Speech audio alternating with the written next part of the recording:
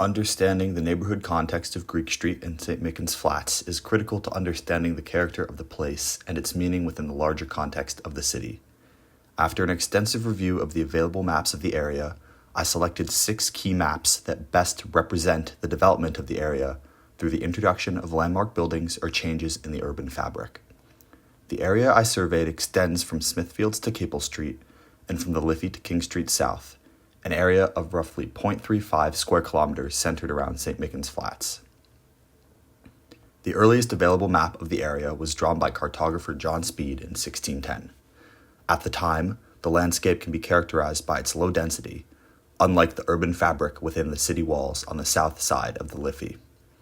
Many of these buildings were owned by St. Mary's Abbey until 1539, when they were privately sold and used for agriculture. Rows of houses and roadways, including the future Greek Street, define the edges of some pastures that were in use. This area also had a close relationship with the Liffey, which had yet to be banked on the north side. At the time, the only point across the Liffey was located at Church Street, the location of numerous bridges dating back to the 11th century. In 1428, the first masonry bridge was constructed at this location, and in 1610 was still known simply as the bridge. The aforementioned Church Street was named for St. Michans Church, which was constructed in 1095 and continues to be in use to this day.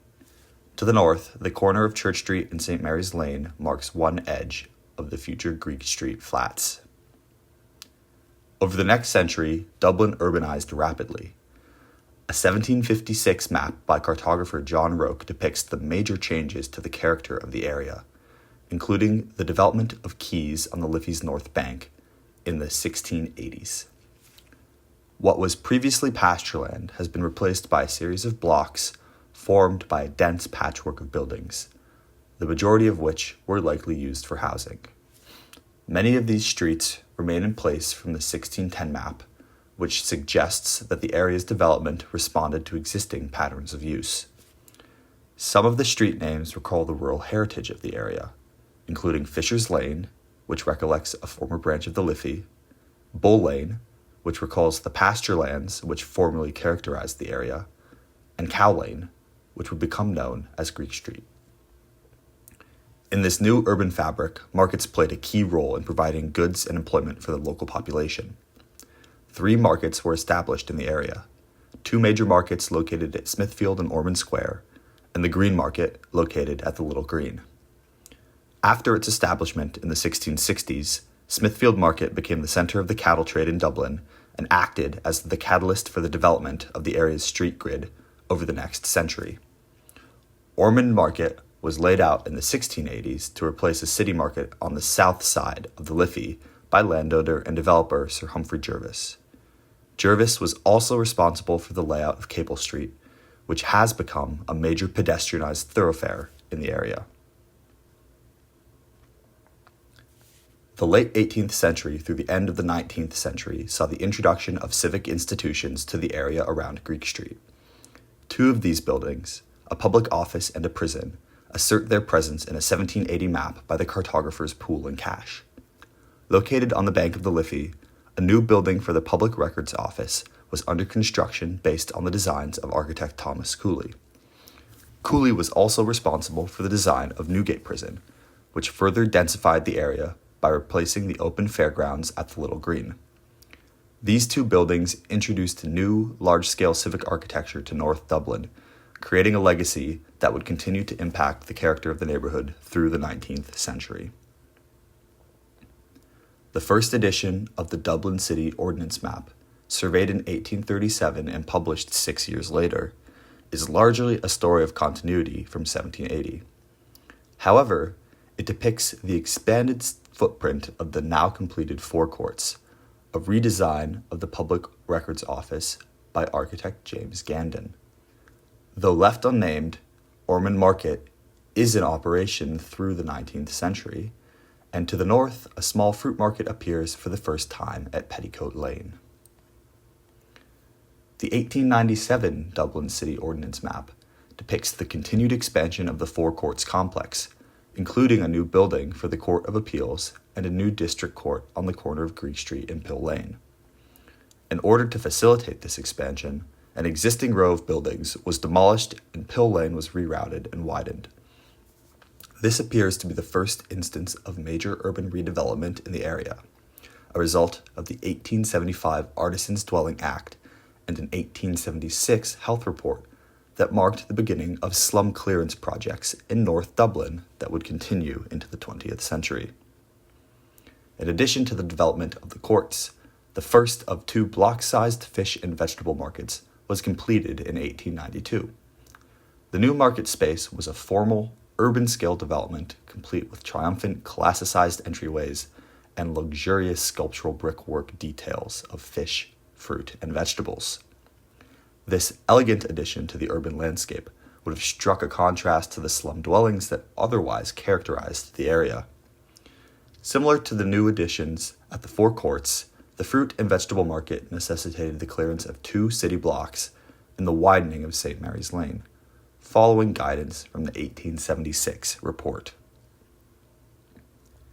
Despite continued investment in civic institutions like the courts, the markets, and a new bridewell, much of the housing stock in the area around Greek Street remained in poor condition. Working-class residents lived in overcrowded, unsanitary, and unsafe slum dwellings with little access to fresh air or light. In 1913, the fatal collapse of 2 tenement dwellings at the nearby Church Street prompted a government inquiry into the condition of Dublin housing that was published in 1918 as the Cowan Report.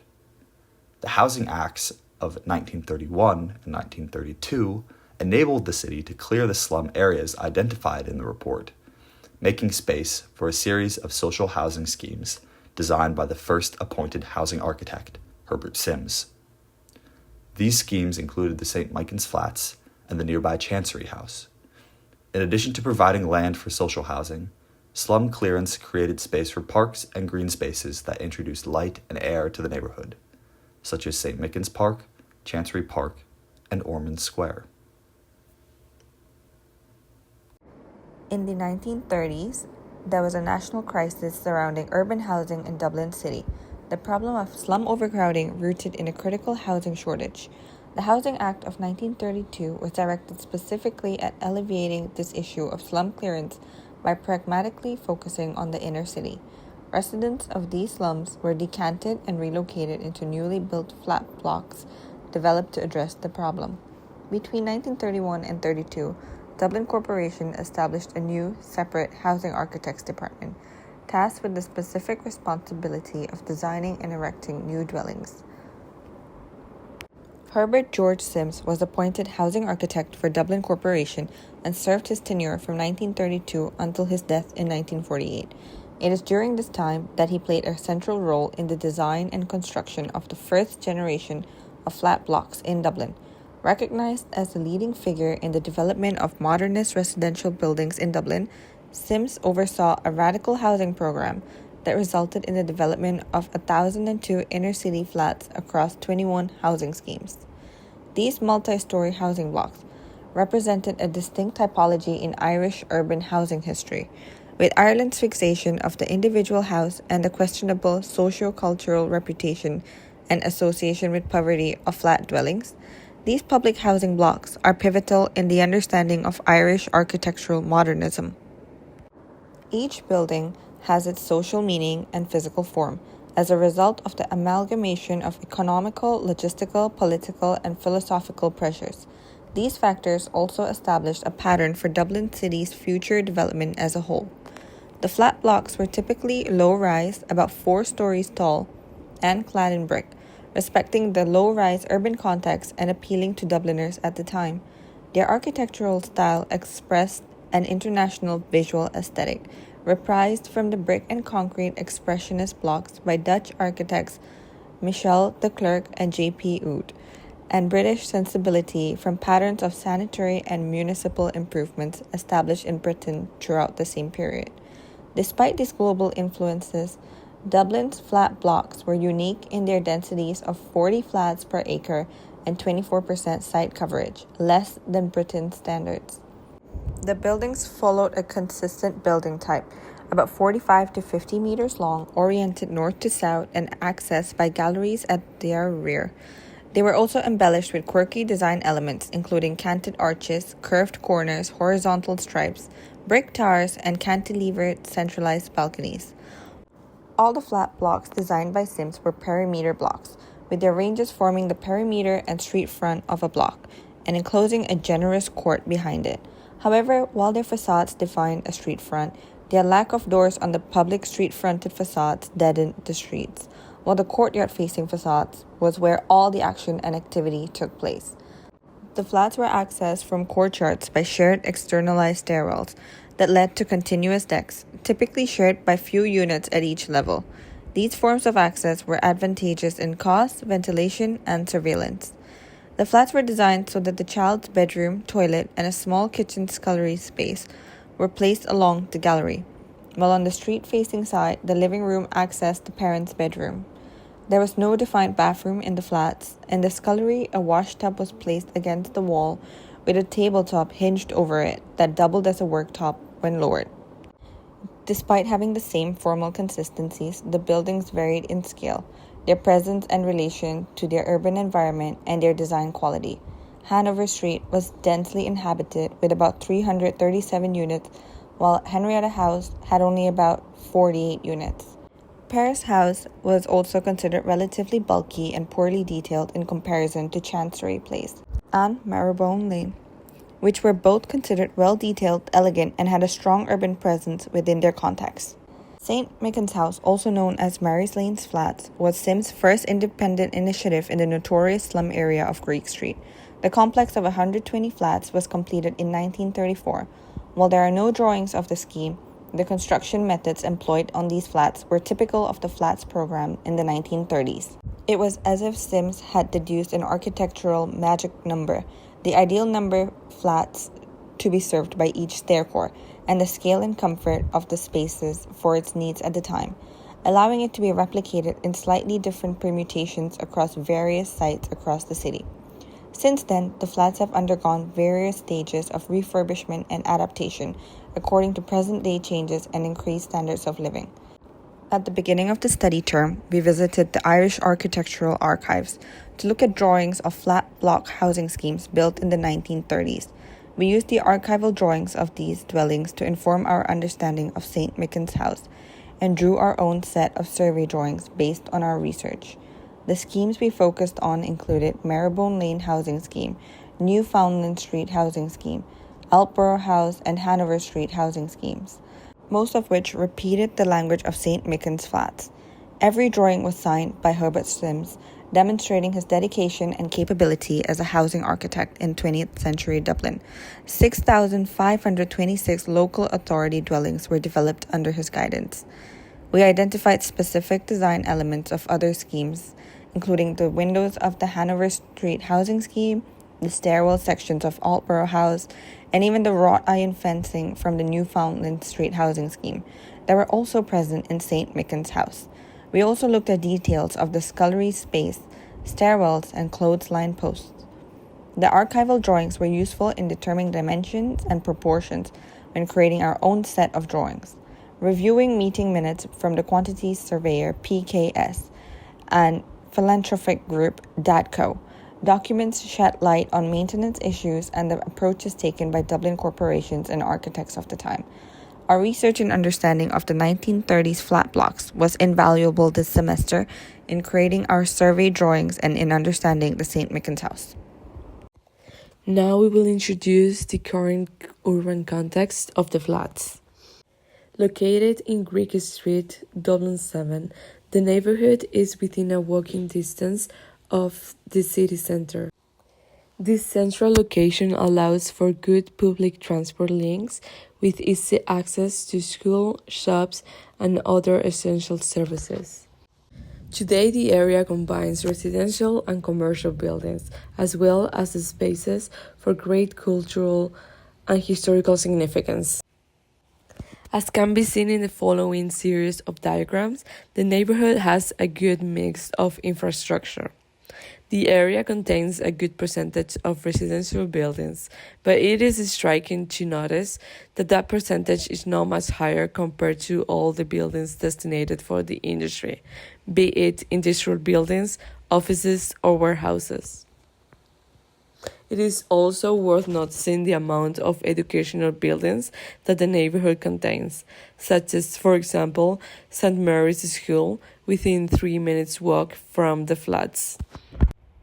As already mentioned, Greek Street is part of Dublin's 7th district, which makes it an incredible central street, just 12-minute walk from O'Connell Street.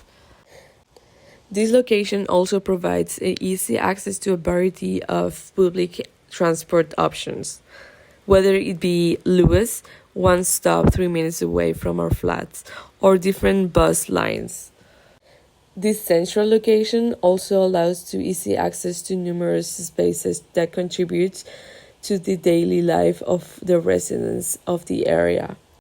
Both recreational spaces such as pubs, restaurants, or cinemas, as well as commercial spaces such as supermarkets, shops, or pharmacies, all which are located within a walking distance. The great importance of the past in shaping the area can be seen today in the number of churches as well as museums and monuments found in the area. There are 12 churches in this area alone, a direct reflection of the strong Catholic influence on Dublin's history. Not only churches play an important role in shaping these areas, but also other historical landmarks, such as, for example, the Four Courts, which its historical importance reinforced the cultural identity of the area. Another example would be the Old Fruit Market, which has meant an important commercial center for the city. Finally, it's also important to mention Dublin's castle, which it has played an important historical and political role as center of power and urban anchor for Dublin. In our last diagram, we can appreciate the representation of all the green spaces in the area. Despite the efforts to improve public facilities, the lack of green spaces is evident. Around 70% of all these green spaces are private areas, with limited number of people having access to it. Although multi-use game area and small parks offer some relief, the area would definitely benefit from the integration of more green spaces, improving public space and social cohesion. It can be concluded that the area presents a mix of residential, commercial, and business character. But as the city grows, there is some problems between gentrification and social equity. Places like schools, park, and sports area help to reduce some of the downsides of these changes, but there are still some issues of how public spaces and services are served and used. The St. Michans Flats, commonly referred to as the Greek Street Flats, are a 1930s era Dublin City Council housing scheme located in Dublin 7. The complex includes three large flat blocks, two situated west of Greek Street and one to the east, arranged around internal courtyard spaces. I will address the access and transport infrastructure surrounding and within the site, focusing on vehicular, public transport, cycling, and pedestrian access, as well as internal vertical circulation. The analysis is based on site observations, visual mapping, and supporting data sourced from Dublin transport planning documents and maps. Vehicular access. Access to the site by car is notably constrained due to the urban context and surrounding traffic system. The flats are bordered by Church Street to the west, Greek Street running through the centre, and lie just north of the River Liffey and the Dublin Quay. Vehicular access is restricted by a series of one-way streets and traffic calming measures, which require drivers to approach the site via a circuitous route. Specifically, vehicles must approach from the east along the quays, cross the Lewis Red Line near the forecourts, and then enter the Greek Street flats from the south. The complex features two internal courtyards used for car parking, one for each side of the flats. These are surface level, unstructured car parks with one point of vehicular access each. No formal barrier controls were observed, but access is naturally restricted by the surrounding buildings and fencing. Due to these constraints, access for deliveries or emergency services might require additional navigation planning. The one-way street network in this part of the city is typical of Dublin's historic core, which was not designed for modern vehicular demands. Public transport connectivity. The Greek Street flats benefit from strong public transport connections, especially via the Lewis light rail system and the Dublin bus routes. The Lewis Red Line. Two stops, Forecourts and Smithfield, are within 5 to 7 minutes walking distance from the flats. This line offers high-frequency service between Saggart and Tallaght in the west and the Point in the east. The Forecourts stop provides immediate access to the legal district and Central Quays, while Smithfield connects to the vibrant cultural and market district. Dublin bus routes. Church Street and the adjacent quays are serviced by multiple Dublin bus lines, including the 37, 39 and 70 series routes. Bus stops along Church Street are within 2 to 3 minutes walk from the western entrance of the flats. These routes provide direct links to areas such as Blanchardstown, Ongar and the city centre. Further bus connectivity exists along the forecourts, Chancery Street area, which links to key routes including the 145, 25 and the 79 that run across the city and into suburban areas. The high density of transport options reflects the central location and historical importance of this area as a civic and residential node. Cycling infrastructure. Church Street features designated cycling lanes, particularly on the northbound side, which integrates into the broader Dublin City cycling network. This infrastructure supports travel to and from the city centre, with connections extending northward towards Phibsborough and southward across the River Liffey. According to the National Transport Authority's cycle network maps, the area is designated as part of a primary route corridor. There are also shared use paths and cycle parking available within Smithfield and the Forecourts precincts. Although on-site cycle infrastructure is limited within the flats themselves, the area is well positioned for cycling as a viable mode of transport. Pedestrian access and entrances. Pedestrian access to the St. Michans flats is provided from several points around the perimeter, though the number of breakpoints in the fencing is limited, reinforcing the semi-private nature of the internal courtyards. East blocks A and B. These blocks can be accessed through a northern pedestrian entrance via Mary's Lane, as well as a shared vehicular and pedestrian access point from Greek Street. This dual-use entry allows access to both the courtyard parking area and foot traffic into the blocks. West blocks C, D, E and F. The primary entrance to these blocks is from Greek Street, which runs through the centre of the complex and acts as a circulation spine between the east and west blocks. Additionally, there is a stepped pedestrian entrance from Church Street, which connects to the internal courtyard serving these blocks. This pattern of access reflects the original design logic of the flats, which sought to balance the permeability with security. However, the singular nature of many of the entrances, combined with the fencing and controlled openings, limits the number of entry and exit points, further contributing to the compartmentalization of public and semi-private zones of on-site. Vertical circulation within the blocks. During multiple site visits, vertical circulation elements, specifically the stairwells and landings, were observed in detail.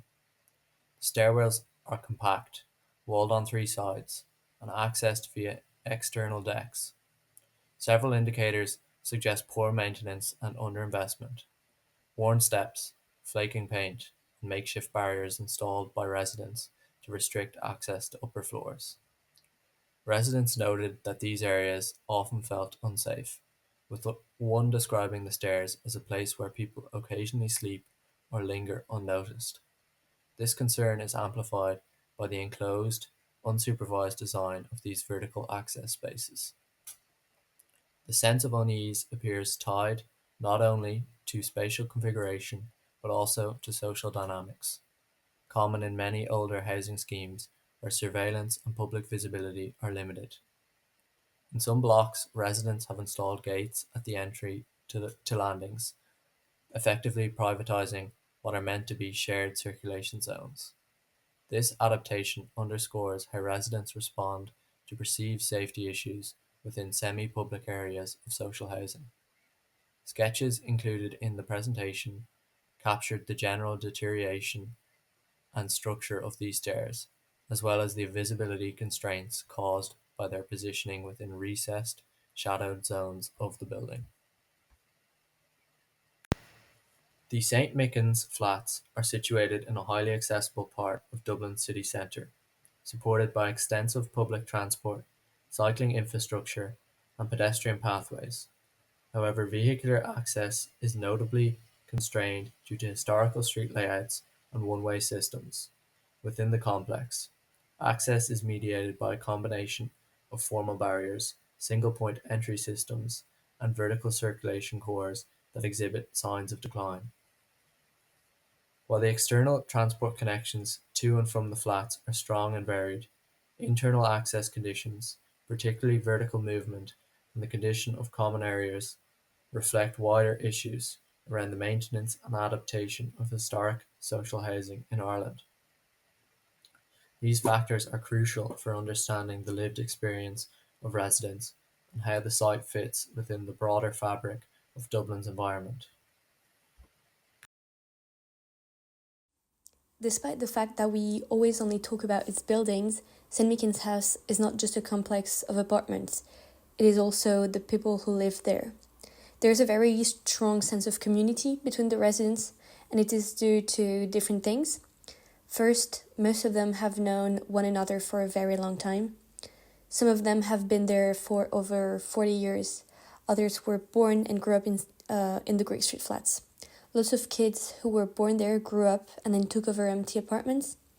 Some of them have then had children, so they are like dynasties living in the buildings.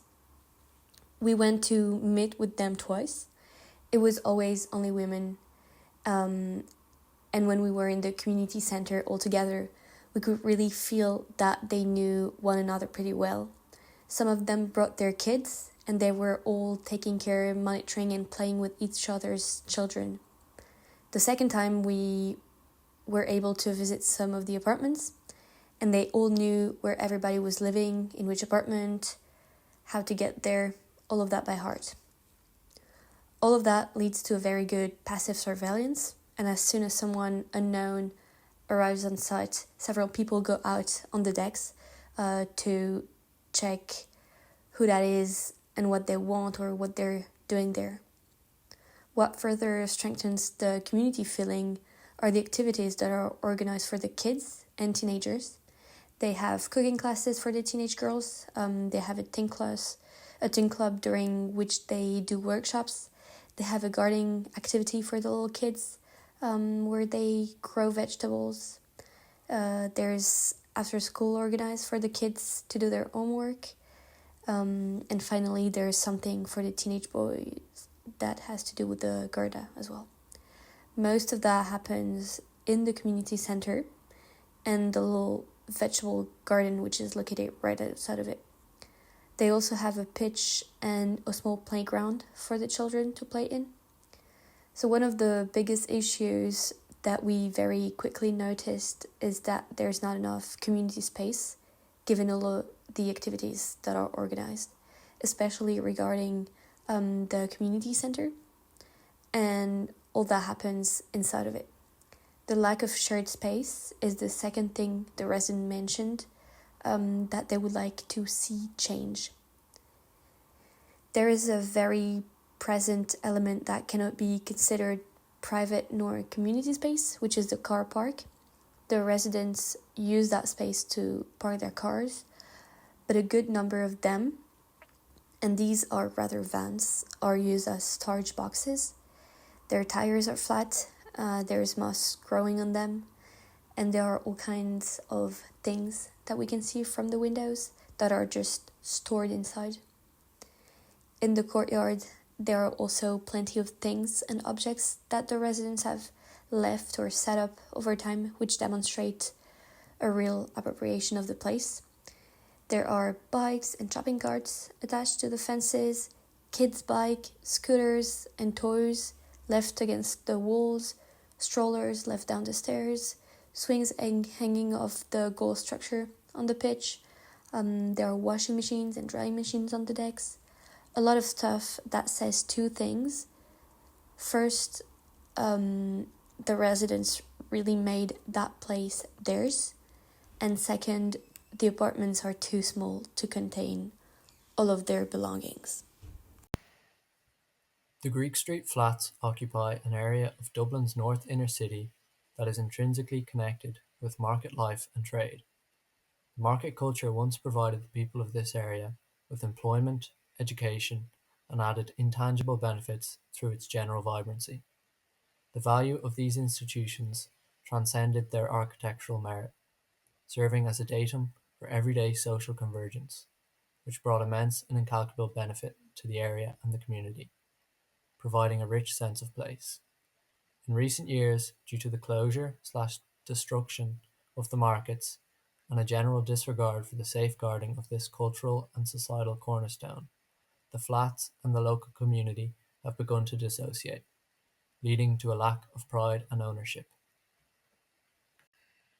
The existence of market culture, the landing of fish, and tradition of street trading within this area of Dublin long predates the establishment of the Greek Street flats or the market buildings.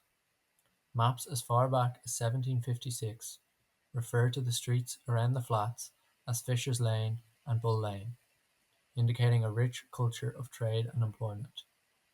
Before then, medieval ordinances stated that the landing and evisceration of fish would only have been permitted on the north side of the city. The tradition of gutting fish and profession of street trade is well rooted in this area.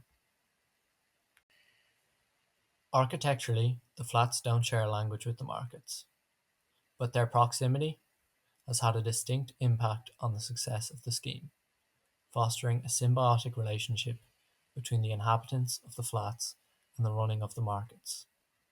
The Eastern Bloc had strong ties to the fish market. The back wall of the market formed the boundary of the courtyard, and the walkways and entrances to the flats overlooked it.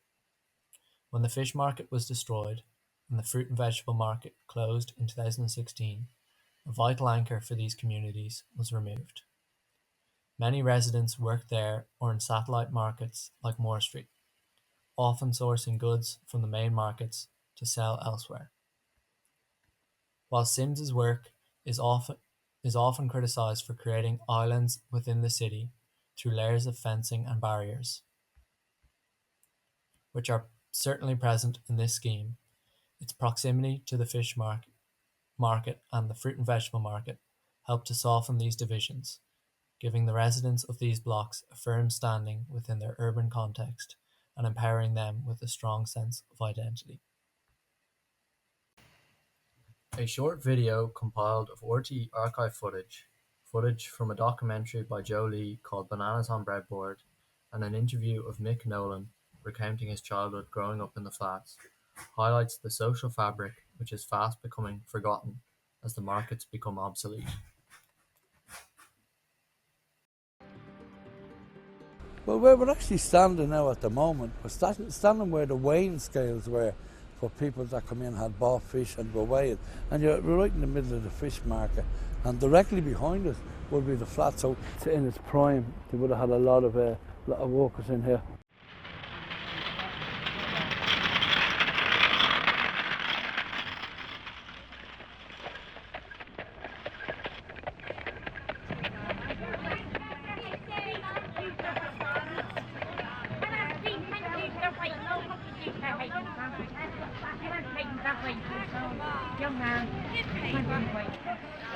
to you now. Sent by, what you call it? Pony Express.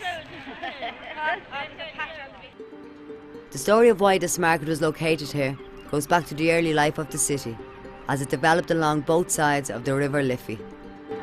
We know on the north side as well of the river, there's a whole lot of medieval ordinances that say you cannot land fish on the south side of the river. You cannot eviscerate, as they call it, I mean gut the fish. On the south side, you have to go to the north side of the river. And we have found here... They were getting big, and they went to the fish market and learned their trade filleting until they were 21. They had to go from 14 to 21. Learning their trade filleting, 3 of them went. My granny sold in Mare Street. So she used to sell fish. She sold exactly outside McDonald's Butchers. There could have been 100 traders that time. But they sold out of boxes, they hadn't got stalls. They sold out of the fish boxes. They used to go to the fish market, bring up the fish, and they sold straight out of the fish boxes what they bought the fish in from the market. My mum was down in Moore Street, and each and every one of the family, and there was 8 of us, we always took her in turns, no matter who it was, to bring her down a cup of tea. Sometimes if I went down to my mum, wouldn't make on, we'd go around and have that dinner, and I'd stand at the standing. Now my mum would say to me, Mark, will you wait there for about 5 minutes, 10 minutes? Go to a half an hour, then I go to an hour. I've been there ever since. 44 years after, I'm still in Moore Street. I was born in the front room, Greek Street, flats 1A, front bedroom, in the year of our Lord 1951. Okay. I was born without a shirt in my back and a name to call me own. But yeah, I go by the fish market. I got an uncle, 2 uncles working there and an uncle working there. And I used to give him the nod. And so I'd stay there, and I'd stay in my granny's, and when he'd come around, when he'd be finished work, which is about 4 in a day, because they start fairly early here, they'd have the loads of fish wrapped up in newspaper to bring home. But it was amazing. We get the best. We were eating lobster before, you know, lobster, cockles, prawns, and the winkles. You know the winkles. You used to take I never liked the winkles. You don't like the winkles, no? I've gone off shellfish, but we I did. remember eating lobster. I remember there was one time I was playing football with some of the locals and my cousins, using the clothesline posts for goal posts. Yeah. And I kicked the ball and went up onto the roof of the fish market. Okay, and of course, in the old Dublin ways, if you canted the ball, that means if you kicked it somewhere else, you had to climb up and you had to shimmy up this drain pipe, which is in the corner. I was just looking, I was around there, it's gone now. The importance of the fish market to the area has begun to fade from memory since it was demolished in 2004 to make way for a proposed redevelopment of apartments and shops. The current trend in this area leans towards the development of high-rise structures, predominantly for temporary accommodations, such as student living spaces and hotels. Land is being sold, and there appears to be a lack of action concerning the dormant fruit and vegetable market. All things which indicate an attitude of neglect towards this community. No efforts have been made to preserve the character of the space. As the new generation of residents in the Greek Street flats grow up without the presence of the markets, it is doubtful that the repair of this social fabric can be achieved without serious and thoughtful urban interventions. Demographics. From researching the local area, we began to learn about the first residents of St. Michans House. We learned that many of them worked in the nearby fruit and vegetable market and the adjacent fish market, while others were street vendors in the city centre, mainly Henry Street. To understand the people living here today, we had to speak to the residents face to face. On our first site visit, the 2 women, Joanne and Lisa, leaders of the Residents Association, spoke about a survey they had conducted in 2023 to get a better sense of who lives in the flats and how they feel in their homes, neighbourhood and their relationship with the Dublin City Council. Their plan was to submit this information to the DCC in hopes that they would consider repairing or maintaining the flats in a better manner. Due to their busy timetables in working with the community, this information has sat in a plastic bag for 2 years untouched. I took it upon myself to collect the data from the 25 return surveys and made a series of graphs for the women to better understand the results and to also provide us with an insight into the demographics of the flats. In the next slide, from looking at figure 3, we can see that there are a lot of different generations living here, mainly Irish. The residents had also told us that intergenerational living is common here. People tend to be born into the flats and grow up and end up living here for their lives, sometimes with their grandparents, parents and children. Generations of families are often seen scattered throughout the social housing scheme. This can be seen in figure 5, where the living arrangement are shown. As previously mentioned, the residents tend to live here their whole lives.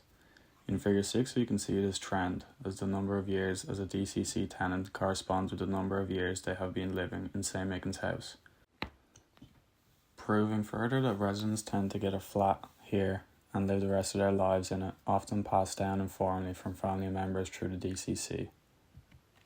The survey then questions residents' satisfaction of their flats, their community and their neighbourhood.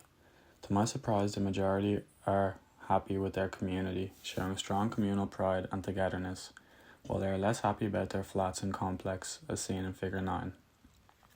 This derives from the lack of repair and the living conditions seen on site. Despite the lack of satisfaction in the flats, the residents made clear that they wouldn't like to move. The residents' dissatisfaction stems from a few key issues that are highlighted in figure 10 on the next slide. We can see that basic sanitary needs are lacking, and its outdated build-up and construction plays a key role into the need of reform and refurbishment. Mold and damp runs rampant, and issues with sewage and water are common in most flats, leading to health-related issues further down in one's life. On the next slide, you can see examples of this in figure 11 and figure 12. In the next slide, the evolution of city living has changed dramatically from the time of St. Michans House construction. While it was ahead of its time when it was first constructed, it simply doesn't function well to today's standards. Water temperature and pressure is unreliable, universal access is non-existent, and access for emergency services is difficult, as shown in figure 13. The flats lack storage, and some residents even buy run-down vans to use as storage, as seen in figure 14. On the next slide, like a lot of other 20th century social housing schemes in central Dublin, there are a lot of social issues, from drug dealing and drug abuse to dumping and damage to property. St. Michans House faces a lot of these problems, as seen above in figure 15. Dumping is the most common of those and relates back to the lack of storage seen in figure 13 previously. It's important to note that these issues tend to occur frequently due to lack of surveillance from the authorities. During the day, the occasional Garda cycles through, but this tends to change when it gets dark, as the flats become a place that doesn't feel very welcoming to outsiders. Despite the frequent occurrence of social issues, residents seem to feel safe living here. On the next slide, in figure 17, you can see an almost even split in the feeling of safety. This seems to relate back to their tight community bond that has been knitted through generations of living together and knowing one another. From speaking with the residents, it was clear that there was a negative relationship with the DCC, or a lack of a relationship at all. Residents often wait days or even weeks for repairs, some being major. They tend to call the DCC directly to lodge complaints or to schedule maintenance, and these are often not logged and forgotten about according to the residents. In the next slide, the residents also often need to report antisocial behaviour, as seen in figure 19.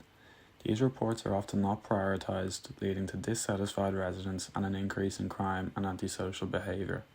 Reports that do get seen to are often not completed to a satisfactory level, and many residents feel unsafe making such reports out of fear of what could happen to them in their community. This comes as a result of the lack of action the DCC takes in such. Hi, I am taking a look from more of a DCC perspective on things. You can see in my chart here, I've tried to break down maintenance fee for the DCC and how they operate. The two big numbers you can see are changing quite a bit depending on which year and stuff I'm taking. And I've then taken those numbers and divided them by the amount of units they have, and the units could also change depending on what type of apartments they account for in their social housing. So, for example, our place in Greek Street is choice-based letting, but you don't necessarily have to account for those numbers in all the reports. And I was a bit, I guess, like by the end of it, I was a bit surprised by how close the number was to zero. I mean, like, if it was zero, then that would just be one happy accountant. So I think that was like a surprising outcome. I had expected the maintenance fee too far away the weekly rent by the inhabitants. But in my calculation, I have not. There will probably be like a fair amount of money going to administrative work and stuff like that, and also like all the most of the maintenance is done by outsourcing, so they will have like different companies coming in and doing the jobs, and not DCC themselves with their own workforce will do it. And here you can see the pictures of some of the work that's done, where like how they approach the work, and now it could change a lot from, you can see like a picture of a hole in the wall, which they have like filled in a bit and painted over and called it a day. But like it still looks quite ghastly with the missing render and stuff like that. And then at other times where there's been dog poo on the street and they've come and power washed the whole street, so it's clean again. In my next slide, I've tried to visualize the amount of time that they give themselves as a deadline for different issues. So severe leakage or like plumbing issues and electrical faults, they would give themselves 24 hours to resolve. And for like heating issues, it would be 5 days. And for less severe plumbing faults, it could be 5 weeks. And those deadlines are both, in my perspective, very short, but also very long, like depending on the situation. If you have like an exposed wires or something like that, that could potentially be dangerous for kids in the apartment, then 24 hours is quite a long time. But 24 hours is also like a short time to sort out these issues if it was your own house, like finding a contractor and getting them to work on resolving the issue. Whether or not they actually uphold any of these self-imposed deadlines would be quite interesting, but I could not find any data on it. In my next slide, though, I did find data on Citizen Hub, which is like their new kind of maintenance ticket system. So people would, like the inhabitants of the social housing, would put in a ticket saying, like there's illegal dumping, could you come and remove it or something. And I've tried to like put it into a pie chart and like figure out what's most. So it's by far dumping and litter and like sweeping and bins and household waste and community cleanup collection and abandoned like it's like almost all of it is garbage. And then like we get into graffiti and a dog fouling sign, which is literally just a sign that says like pick up your dog's poop. And then there's a surprising amount of dead animals, like 5 dead animals. Is quite a lot for like only half a year's of reporting. But yeah, there's also like I found some reports from dog poop and stuff as well, and yeah, like some of it seems a bit odd, like a report for fallen leaves. That sure it can be an issue, I guess, but it's not really such a massive thing, I would think, unless it's clogging up some pipes or something like that.